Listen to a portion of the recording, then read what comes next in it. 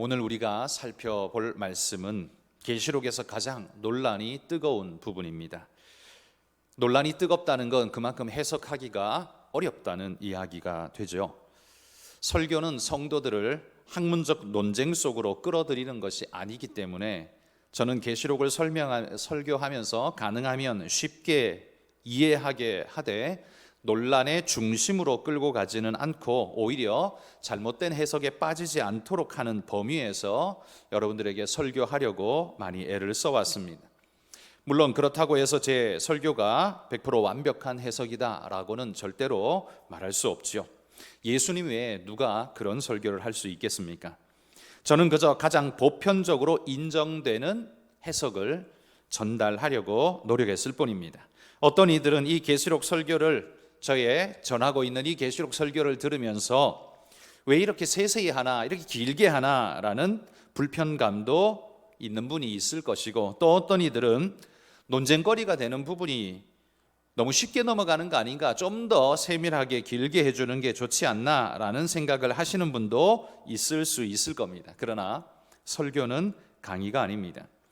연구 과제로 끌고 가는 게 아니라 오류를 비껴가면서 전체적인 메시지의 맥락을 짚어가도록 하는 것이 바로 거기 목적이 있다고 저는 생각합니다. 듣는 이의 입장에서 혹 모자람이나 불편감이 조금 있더라도 우리 성도님들의 양해를 부탁드립니다. 자, 오늘 메시지는 요한계시록 하면 생각나는 논란의 핵심 주제 천년왕국을 언급하고 있습니다. 물론 성경에는요, 천년왕국이라는 이 단어가 등장하지는 않습니다. 없는데 왜 그게 논란이 되는가 하면 오늘 본문 6절에 이렇게 언급합니다. 천년 동안 그리스도와 더불어 왕노릇하리라. 바로 이 천년을 뭐라고 부를 것인가? 학자들은 왕노릇하는 이 천년, 그래서 왕 되신 그분과 함께 성도들이 다스리는 천년이라고 해서 천년 왕국이라고 이렇게 이름을 명명했던 것입니다. 그래서 천년왕국이라는 단어는 성경에 안 나오지만 개념은 그 안에 있다라는 말이죠. 자, 이 천년왕국은 그러면 어떻게 시작합니까? 1절에 보면 20장 1절에 보면 하늘에서 천사가 무저갱의 열쇠를 가지고 내려와서 용을 잡아, 이 용은 사탄이죠, 가두어 천년 동안 결박함으로 시작됩니다. 천년 후에는 잠시 놓이겠지만 천년간 결박된 상태에 놓이게 된다는 거예요. 이게 바로 천년 왕국의 시작입니다. 사탄은 결박되고 매이지만 그리스도와 함께 부활함을 덧입은, 구속함을 입은 그리스도인들은 주와 함께 천년간 왕노릇하리로다 라고 성경이 말하고 있죠. 자, 그러면 우리 인류 역사의 시간 속에서 이때가 언제일까? 이게 논란의 핵심인 거죠. 이 천년왕국 언제 오느냐, 어떻게 오느냐, 이게 논란의 중심 부분입니다. 이에 대한 해석은 전통적으로 세 가지 정도로 정리할 수 있습니다. 천년왕국에 대한 세 가지 해석이라고 할까요? 첫 번째는 후천년설입니다. 말만 들으면 되게 좀 어렵죠? 한마디로 말해서 천년 후에 주님이 재림하신다라는 이야기입니다. 천년, 후천년설. 영어로 보는 것이 훨씬 더 이해하기 조금 쉽죠. 자, 이건 천년왕국 후에 주님이 재림하신다는 주장입니다. 천년왕국의 시기적 위치가 재림 앞에, 재림보다 앞에 천년왕국이 임한다는 거죠. 역사 속 어느 시점에서 천년왕국이 시작되고 그리고 이 천년왕국을 끝내면서 주님이 재림하셔서 우리를 영원한 새하늘과 새 땅으로 인도하심으로 그 모든 것이 종결되어진다라는 이야기입니다. 그래서 낙관적 역사 이해관이다라고 생각합니다. 그리스도인들이 주님을 믿다가 주님이 주시는 천년왕국, 왕노릇하는 천년왕국의 역사로 이어지다가 바로 새하늘과 새 땅으로 이어지는, 그러니까 점점점 좋아지는 거죠. 그래서 이걸 낙관적 역사 이해관이라고 말할 수 있는 겁니다. 역사가 평안하고 안락할 때는요, 계속적으로 이런 평안함이 이어지기를 기대하는 소망이 이런 역사관을 갈망하게 됩니다. 그러나 이 후천년설은 성경적인 근거로 따지자면 지지받는 것이 다른 것보다는 약하다라고 좀 말할 수 있을 겁니다. 이게 후천년설입니다. 천년 후 재림설이라는 말이죠. 두 번째는요, 전천년설이 있습니다. 한마디로 천년 전에 주님이 재림하신다. 그러니까 재림하고 난 다음에 천년왕국이 이루어진다라는 이야기입니다. 인류 역사가 종말을 향해서 치닫다가 결정적인 순간 주님이 재림하십니다. 그리고 이후에 천년왕국에 우리는 들어가서 주님과 함께 왕노릇한다라는 바로 그 주장이죠. 이 주장의 근거는 요한계시록 19장에서 백마 탄 주님이 임하시죠. 재림이죠. 짐승과 거짓 선지자를 무찌르고 20장 앞부분에는 용을 잡아 무적에게 쳐넣음으로써 천년왕국이 시작되는 겁니다. 그러니까 19장, 20장이 시간 순서대로 쓰여졌다라고 믿는 이들은 이 바로 전천년설을 하게 될 수밖에 없습니다. 축자 영감을 강조했던 과거 우리는 우리의 대부분 우리 전통적인 해석 방식이 바로 이런 전천년설의 해석 방식이었습니다. 그러나 성경이 특별히 계시록이 시간 순서대로 쓰여져 있다라고 말하기는 어렵거든요. 상징과 이런 단면의 그림들을 나열하고 있는 것이 꼭 시간 순서대로, 장별이 시간 순서대로 진행된다라고는 말할 수가 없기 때문에 그 근거가 조금은 그 부분에 있어서 물음표가 생기는 바로 그 주장이죠. 세 번째는 무천년설이라는 것입니다. 무천년설은 무천년이니까 천년 왕국이 없다라는 말처럼 들리시겠지만 그건 없다라는 소리가 아니라 특정한 1000년이라는 시간이 따로 존재하는 게 아니라 주님의 초림부터 이미 천년왕국은 시작되었고 주님과 함께 우리는 왕노릇하며 주님의 재림하실 때까지의 시간이 지금으로 치자면 벌써 2000년이 지났죠. 바로 이게 천년왕국의 시간이다라고 말하는 것이 무천년설입니다.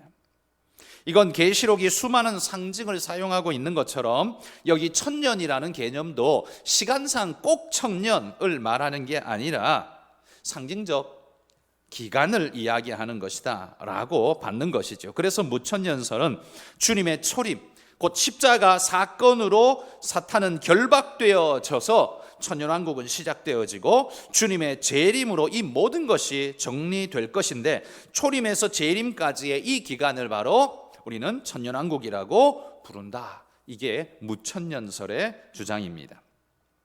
과거에는 우리나라가 특히 전천년설의 주장을 많이 믿었었죠, 학자들이. 그런데 시간이 가면서 지금은 무천년설을 따르는 학자들이 훨씬 더 많이 생겨나고 있습니다. 결국 계시록 19장과 20장을 시간적 순서로 볼 거냐, 그러니까 주님이 재림하고 짐승과 거짓 선지자를 결박하고 집어넣고 용 사탄을 구렁텅이 무저갱에 집어넣고 그 다음에 만들어지는 것이 천년왕국이냐, 재림이 먼저냐, 이걸 19장 20장을 시간 순서대로 쓰여진 거라고 보면 전천년설의 주장이 맞고요. 그러지 않고 이건 상징적으로 이거 시간상의 단위로 쓰여졌다라고 말할 수는 없다라고 하면 무천년설의 주장이 좀 더 힘을 받게 될 겁니다. 자, 이 세 가지 견해 중 무엇이 정답이고 나머지는 틀렸다 이렇게 말하기는 어렵습니다. 이건 주님께 가서 물어봐야 할 것이고 정말 재림의 주님의 때를 만나보고 우리가 경험하게 될 때에 알게 되겠죠. 논란이 있습니다만 우리는 이 천년왕국에 대해서 논란이 있다는 것 그 자체를 받아들여야 합니다. 무엇 하나를 딱 이게 정답 나머지는 다 틀렸어 라고 말하는 건 지금 우리의 입장에서는 그렇게 말하기가 어렵다라는 것, 그렇게 좀 폭넓게 받아들여주는 것이 지금으로서는 현명한 일이다라고 말할 것입니다. 자, 그러면 이 천년이 참에 사탄이 옥에서 잠시 놓여서 사방 백성 곧 곡과 마곡을 미혹하여 싸움을 준비하는데, 자, 이건 우리가 앞에서 아마겟돈 전쟁에 대해서 살폈었죠. 사탄이 하나님을 대적하여 치르는 마지막 전쟁을 우리는 아마겟돈 전쟁이라고 했습니다. 무깃도의 언덕, 무깃도의 산, 그래서 아마겟돈이라고 불렀다고 했습니다. 자, 그러면 그 아마겟돈이 인류 최후의 마지막 전쟁이라고 해놓고 또 여기 곡과 마곡의 전쟁이 또 있는 건 뭐냐? 그러면 앞에 아마겟돈 전쟁은 최후의 전쟁일 수 없지 않느냐? 그때 모든 걸 끝냈다고 말해놓고 지금 와서 다시 또 뭔가를 벌인다는 것이 말이 되느냐? 우리 이런 질문이 생깁니다. 그러니까 이게 역사 순서로 쓰여졌다고 믿는 전천년설의 입장에서 보자면 이런 질문이 들 수밖에 없는 거지요. 그러나 반대로 무천년설 주장하는 학자들의 개념에 따르자면 이 아마겟돈 전쟁과 여기 곡과 마곡의 전쟁은 다른 두 가지를 이야기하는 게 아니라 같은 이야기를 다르게 지금 하고 있다라고 본다라는 거죠. 이게 두 개가 다른 전쟁이라면 생각해 보십시오. 아마겟돈 전쟁은 먼저 있었고 곡과 마곡이 나중에 나오는데, 자 그러면 먼저 있는 이 전쟁은 진정한 최후의 승리가 아니지 않습니까? 놓칠 거 다 놓치고 뒤에 나중에 또 모일 수많은 군대가 있을 테니까, 그러면 이건 온전한 승리가 아니라 한 절반의 승리밖에 안 되는 걸 갖다가 인류 최후의 전쟁이다, 최후의 승리다라고 부르는 것 자체가 말이 안 된다라고 볼 수 있다는 거죠. 그래서 이 두 가지는 같은 것을 다른 개념으로 지금 시간상 16장에서 그리고 20장에서 지금 각각 언급하고 있는 거다라고 보는 것이 옳지 않은가라고 저는 그렇게 생각을 합니다. 자, 어쨌든 요한은 8절에서 곡과 마곡을 미혹하고 라고 언급하는데, 이건 계시록에만 등장하는 게 아니라 원래 이 개념은 에스겔서에 등장하는 말씀입니다. 에스겔 38장 1절에서 6절까지 좀 길지만 제가 한번 읽어보겠습니다. 여호와의 말씀이 내게 임하여 이르시되, 인자야 너는 마곡 땅에 있는 로스와 메섹과 두발 왕 곧 곡에게로 얼굴을 향하고 그에게 예언하여 이르기를, 주 여호와께서 이같이 말씀하시기를, 로스와 메섹과 두발 왕 고가 내가 너를 대적하여 너를 돌이켜 갈고리로 내 아가리를 꿰고 너와 말과 기마병 곧 내 온 군대를 끌어내되 완전한 갑옷을 입고 큰 방패와 작은 방패를 가지며 칼을 잡은 큰 무리와 그들과 함께한 방패와 투구를 갖춘 바사와 구스와 붓과 고멜과 그 모든 떼와 북쪽 끝에 도갈마 족속과 그 모든 떼 곧 많은 백성의 무리를 너와 함께 끌어내리라. 에스겔이 이미 구약에서 예언할 때에 마지막 때에 있을 곡과 마곡의 전쟁에 대한 언급을 하고 있습니다. 그리고 그걸 지금 사도 요한이 마지막 때의 전쟁을 바로 그 계시록의 에스겔서에 이야기한 곡과 마곡의 전쟁으로 표현하고 있다는 거죠. 에스겔 예언에는 이스라엘의 북쪽에 있었던 로스, 메섹, 두발이라는 이 지역을 마곡 땅이라고 부르고 있고요. 그 마곡 땅의 통치자 왕을 곡, 그의 이름이 곡이라는 거죠. 그래서 곡과 마곡의 전쟁이라고 지금 부르는 겁니다. 그들이 이스라엘로 쳐내려와서 마지막 전쟁을 치르는 모양으로 그림 그려주고 있는 겁니다. 그러니까 여기 곡과 마곡이라고 부르는 대적들은 한마디로 말해 하나님을 대적하는 모든 무리들을 지칭하는 용어로 에스겔서에서 지금 차용해서 쓰고 있는 단어입니다. 그들이 바다 모래같이 몰려와서 성도들과 그 도성을 에워싸지만 하나님께서 하늘에서 불을 내려서 그 모두를 태워버린다라고 말씀합니다.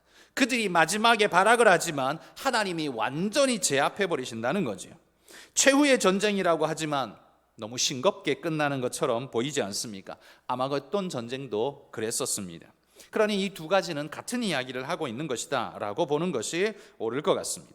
엄청난 무리들이 모여서 최후의 전쟁을 준비했지만 큰 지진이 일어나 거대한 성을 세 갈래로 갈라뜨려 버리고 무너뜨려 버립니다. 무게가 한 달란트나 되는 큰 우박을 내려서 그들을 쓸어 버립니다. 하늘에서 34kg나 되는 한 달란트짜리가 하늘에서 떨어지면 이게 거의 미사일 같은 모양으로 떨어져서요, 불덩어리가 하늘에서 쏟아져 내리는 어마어마한 두려움의 순간이 되는 거죠.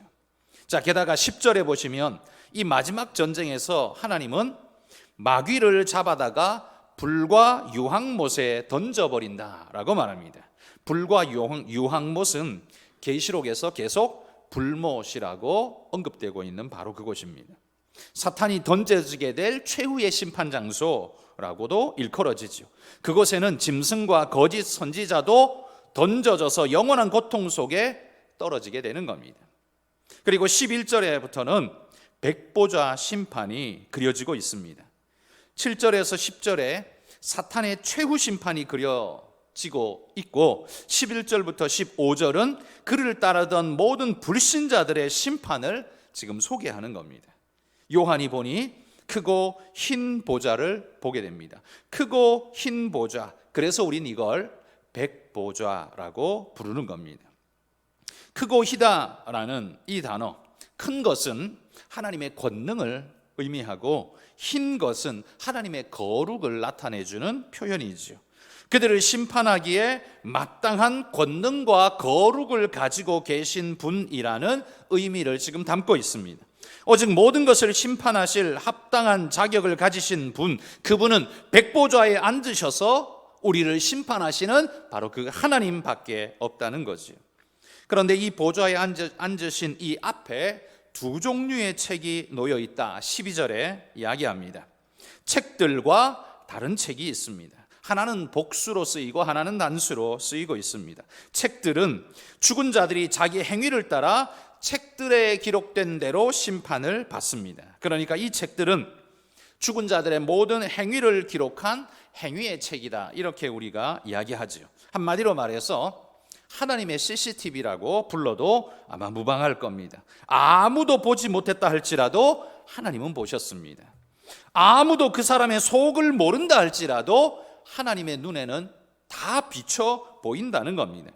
그래서 이 말씀을 믿는 그리스도인이라면 사람이 있든 없든 누가 알든 모르든 상관없이 자기 삶이 하나님 앞에 적나라하게 노출되고 있음을 늘 인식하면서 우리는 살아가야 합니다. 그것이 하나님을 영화롭게 하는 삶입니다.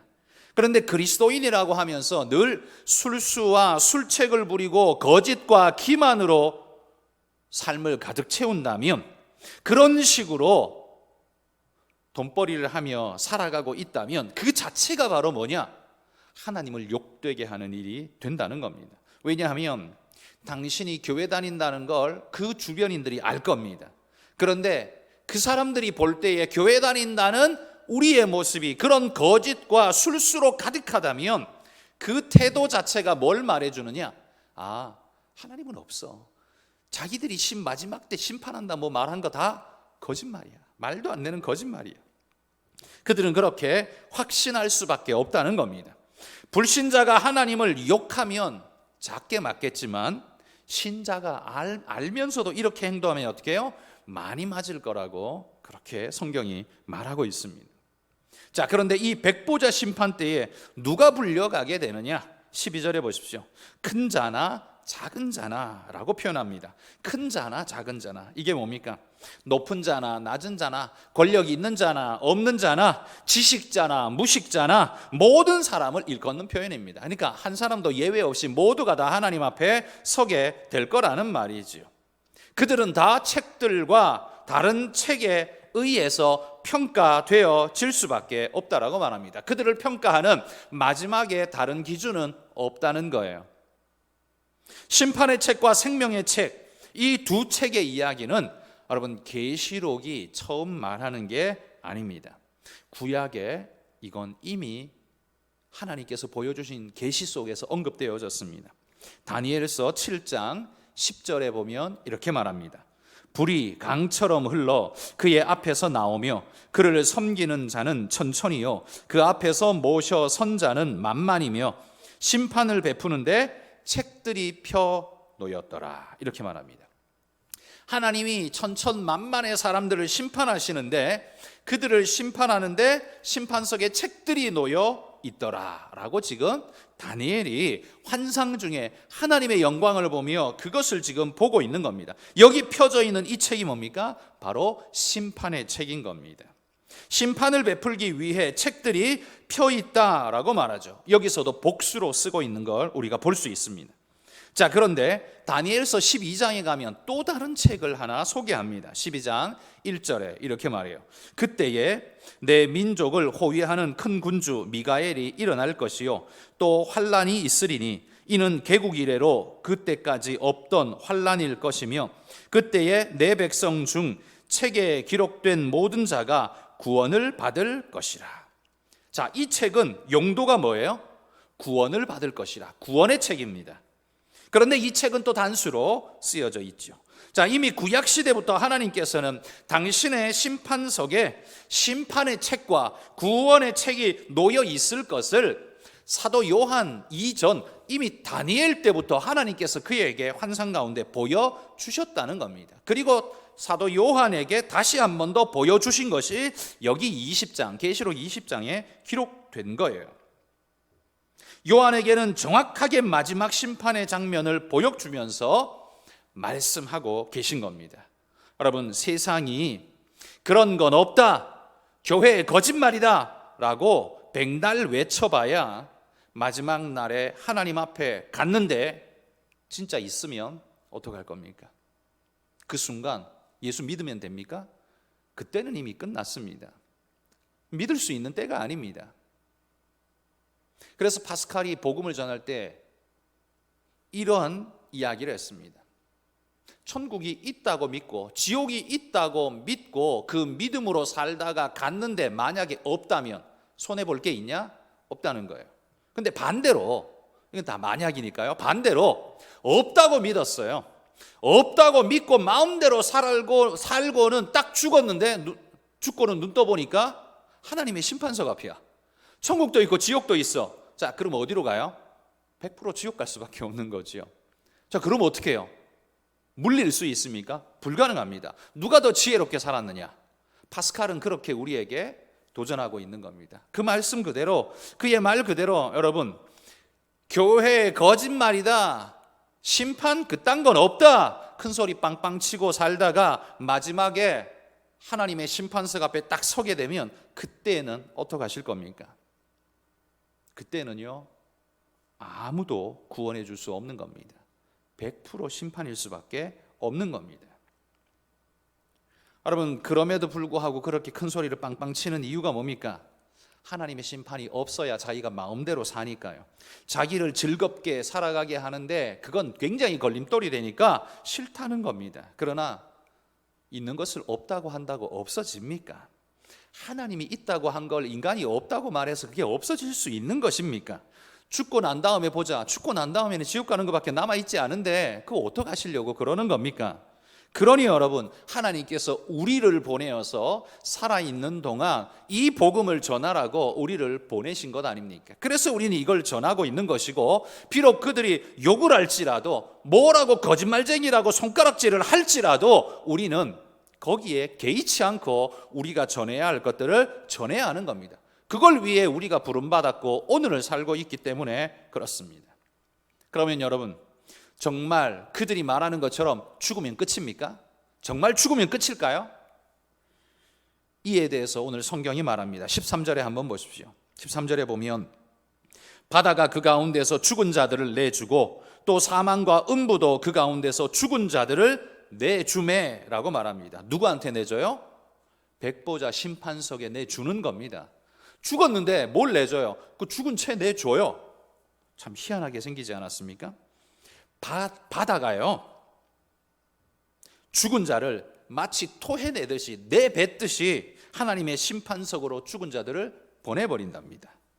사망에 사로잡히고 이미 무덤 아래 들어간 자들도 그 무덤이요, 하나님 앞으로, 심판석 앞으로 그 죽은 자들을 내보내버린다고 지금 그렇게 표현하고 있습니다. 그래서 하나님의 심판 앞에는 죽었다고 해서 제외되는 게 아니라는 말입니다. 하나님의 권능은 죽음보다 크시기 때문에 사망도 하나님 앞에서 심판받는다라고 성경이 말하고 있습니다. 그러니 사망 당한 자라고 해서 심판을 받지 않느냐? 결코 아니라는 말이에요. 결코 제외될 수 없다는 말입니다. 이는 누구도 예외 없이 하나님의 심판석 앞에 서리라는 말씀을 지금 하고 있는 거예요. 그런데 인간만 심판을 받는 것이 아닙니다. 인간만 심판을 받는 게 아니에요. 14절에 보십시오. 사망과 음부도 불못에 던져진다라고 말합니다. 사망마저도 불못에 던져져서 더 이상 사람을 죽음으로 끌고 가는 일 못한다는 거예요. 여러분, 천국에 죽음이 왜 없습니까? 그건 사망이 이미 불못에 던져졌기 때문입니다. 죽음의 권능은 이제 없기 때문입니다. 사탄이 죄를 앞세워 사용하던 최종 무기 사망이 이렇게 불못에 던져지니 완벽하게 무력화되어진 것입니다. 그래서 바울이 외치죠. 이렇게 외쳤습니다. 사망아, 너의 승리가 어디 있느냐? 사망아, 너의 쏘는 것이 어디 있느냐? 그때에는요, 아무 권능도 아무런 힘도 발휘하지 못한다는 겁니다. 그 어떤 누구도 더 이상 죽일 수 없다는 거예요. 사망은 무기력하게 하나님이 던져놓은 불못에 던져질 수밖에 없다는 겁니다. 사도 바울은 이미 사망의 최후를 바라보고 있다. 우린 이렇게 말할 수 있을 겁니다. 자, 그런데 이 백보자 심판대에 살아남은 자가 있습니다. 15절에 보시면 생명책에 기록된 자들만 살아남는다고 말합니다. 생명책에 기록되지 못한 자는 다 불못에 던져지게 된다고 말합니다. 이 생명책 어떻게 기록될 수 있습니까? 요한복음 1장 12절에 말했죠. 영접하는 자, 곧 그 이름을 믿는 자들에게는 하나님의 자녀가 되는 권세를 주셨으니. 요한복음에도 말하지 않습니까? 이미 사망에서 생명으로 옮겨졌다라고 우리에게 선포하고 있습니다. 바로 그게 어린 양의 피를 문설주와 문인방에 발랐을 때 죽음의 천사가 넘어간 것처럼 예수 그리스도의 피로 구속함을 입은 자는 마지막 심판 때에 심판의 칼이 넘어가게 되고 생명의 구원이 우리에게 다가오게 될 거라는 말씀입니다. 그게 바로 주님이 우리에게 하신 말씀, 성경이 우리에게 누누이 강조한 말씀 아닙니까? 여러분, 1994년에 개봉된 쉰들러 리스트라는 감동적인 영화가 있습니다. 독일인 사업가 오스카 쉰들러가 유대인들의 참혹한 실상을 마주하고는 그 양심이 움직여서 그들을 구하게 되는데 자신의 군수품 공장에서 일할 노동자가 필요하다라는 명목으로 그들을 건져내게 되죠. 1100명이나 되는 유대인들의 이름 리스트를 작성해서 그들에게 군수품 공장에 일꾼이 필요합니다. 군수품이 만들어져야 우리가 전쟁에 승리할 것 아닙니까? 그러니까 이들을 주십시오 라고 요청한, 돈 주고 사는 거죠. 뇌물을 주고 1100명을 건져내었다는 이야기가 바로 이 쉰들러 리스트 영화 이야기입니다. 이 쉰들러 리스트는 유대인에게 생명책이었습니다. 쉰들러가 너무 아름다운 일을 한 거죠. 그러나 그의 능력은 어디까지? 1100명까지밖에는 못 미쳤습니다. 그래서 그 영화의 마지막 장면이 뭐냐 하면 쉰들러 씨가 막 통곡하고 울면서 이것도 팔면 한 사람 더 구했을 텐데, 저것도 팔았으면 내가 한 사람 더 구했을 텐데 라면서 울부짖는 모습이 그 마지막 장면에 나오지요. 쉰들러 씨의 한계는 1100명이었습니다. 그러나 여러분, 우리 주님은 당신의 모든 백성을 못 구하는 이 없이 모두 다 구한다라고 명확하게 말씀하고 있습니다. 주님의 어린 양의 생명책에 그 리스트업된 사람들은 죽음으로 떨어질 자 아무도 없고 주님이 건지지 못할 자 아무도 없다라고 분명하게 말씀하고 있는 겁니다. 여러분, 이 생명책 리스트에 이름을 올리겠습니까? 아니면 불못 리스트에 여러분의 이름을 올리시겠습니까? 우리가 어떻게 살아서, 무엇을 붙잡고 살아서 주님이 마지막 심판 때 그 앞에 우리가 서게 될 때에 어디로 갈 것인가? 이건 이미 명확하게 확정지어져 있다는 겁니다. 생명책에 기록된 자는 영원한 생명으로, 행위의 책에 기록되어 생명책에 없는 자들은 다 불못으로 던져지리라 말씀하고 있습니다. 여러분, 우리 성도님들 모두와 우리 가족들 모두 그 누구도 바로 이 생명책에서 지워지는, 쓰이지 않은 자 없는, 모두가 다 구원함에 이르는 그런 믿음의 일꾼들이 다 되시기를 주님의 이름으로 축복합니다.